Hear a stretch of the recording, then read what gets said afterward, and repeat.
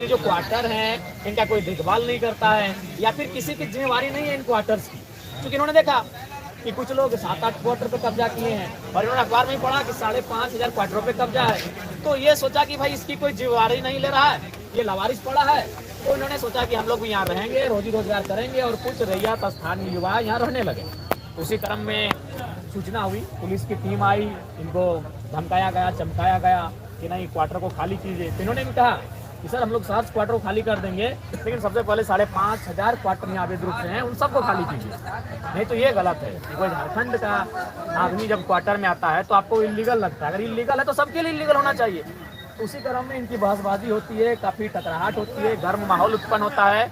और लगभग उस समय हम धनबाद में होते हैं, मेरा कार्यक्रम होता, तो हमें सूचना मिली। तो हम बोले देखिए आप लोग अच्छा से रहिए, प्रशासन से आप मौखिक लड़िए, किसी रूप से शारीरिक रूप से हिंसा और लड़ाई किसी तरह से नहीं होगी। मौखिक लड़िए मतलब अपना तर्क रखिए, आप बातचीत कीजिए, अपने शब्द को रखिए, अपने आर्गुमेंट्स को रखिए, लेकिन प्रशासन से बिल्कुल किसी प्रकार से मैंने माहौल ख़राब नहीं करना है। हम आ जाएंगे। तो फिर 2 बजे रात को हमें फुर्सत मिला, हम आए। जब हम आए तो थोड़ा सा हॉट टॉक प्रशासन से हमारा भी हुआ।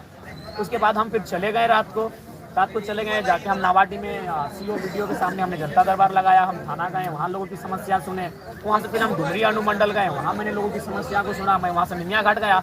फिर मुझे सूचना मिली कि नहीं इस बार एसडीएम आए हैं और महिला पुलिस भी आई है और बाकायदा लाठीचार्ज भी हुआ है।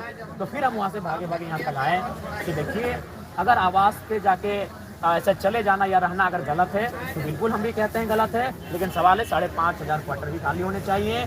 और जिस प्रकार से लोगों की मनमानी है झारखंडियों को दबाने की, डराने की, उस पर अब विराम लगना चाहिए। जी आपने आवेदन दिया फिर क्या लड़का? जी लड़कों ने आवेदन दिया था, 4 आवेदन दिया था, 4 दिया गया था सीसीएल के द्वारा। कि वो तो हमें जानकारी नहीं है। 4 तारीख को आवेदन दिया गया, आवेदन दिया हुआ 4 तारीख, 4 इन्होंने आवेदन दिया था और 4 तारीख लेकिन यहाँ आवेदन और प्रोटोकॉल और कानूनों की प्रक्रिया का मायने नहीं है। यहाँ आपका कोई किसी रसूखदार व्यक्ति से आपकी पहचान होनी चाहिए जिनका कोयला में प्रभाव है। चूंकि सीसीएल का मामला है तो ऐसे लोगों को ये तुरंत आवंटित कर देते हैं। बगल में ही ये लोग कुछ नाम बता रहे हैं कि कोई एक व्यक्ति 7-8 क्वार्टर कब्जा करके बैठा है। तो इसमें जो मन बढ़ा ना, तो इसका कारण कहीं ना कहीं सीसीएल की उदासीनता है।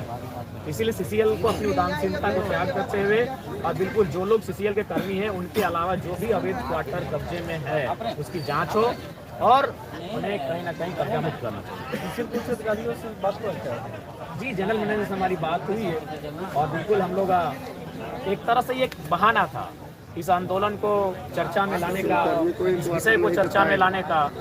और हमें लगता है कि हम लोग अपने उस मकसद में कामयाब रहे हैं और आंदोलन के माध्यम से, चर्चाओं के माध्यम से भी इस माहौल को गर्म रखना है। सदन जब आएगा तो सदन में भी सवाल उठेगा और साथ ही साथ हम लोग कागजी प्रक्रियाओं के माध्यम से भी इस विषय पे लगेंगे कि अवैध जो कब्जा है, चाहे वो धनबाद के 58,000 क्वार्टर रहें या सीसीएल के 5,500 रहें या बीटीपीएस के रहें या चंद्रपुरा के रहें, अवैध होता है वो खाली।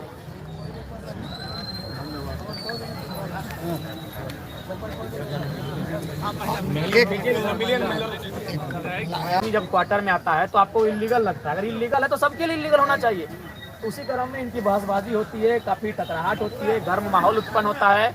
और लगभग उस समय हम धनबाद में होते हैं, मेरा कार्यक्रम होता, तो हमें सूचना मिली। तो हम बोले देखिए आप लोग अच्छा से रहिए, प्रशासन से आप मौखिक लड़िए, किसी रूप से शारीरिक रूप से हिंसा और लड़ाई किसी तरह से नहीं होगी। मौखिक लड़िए मतलब अपना तर्क रखिए, आप बातचीत कीजिए, अपने शब्द को रखिए, अपने आर्गुमेंट्स को रखिए, लेकिन प्रशासन से बिल्कुल किसी प्रकार से मैंने माहौल ख़राब नहीं करना है। हम आ जाएंगे। तो फिर 2 बजे रात को हमें फुर्सत मिला, हम आए। जब हम आए तो थोड़ा सा हॉट टॉक प्रशासन से हमारा भी हुआ। उसके बाद हम फिर चले गए रात को चले गए, जाके हम नावाडी में सीओ वीडियो के सामने हमने जनता दरबार लगाया। हम थाना गए, वहाँ लोगों की समस्या सुने। वहाँ से फिर हम डुमरी अनुमंडल गए, वहाँ मैंने लोगों की समस्या को सुना। मैं वहाँ से निमिया घाट गया। फिर मुझे सूचना मिली कि नहीं इस बार एसडीएम आए हैं और महिला पुलिस भी आई है और बाकायदा लाठीचार्ज भी हुआ है।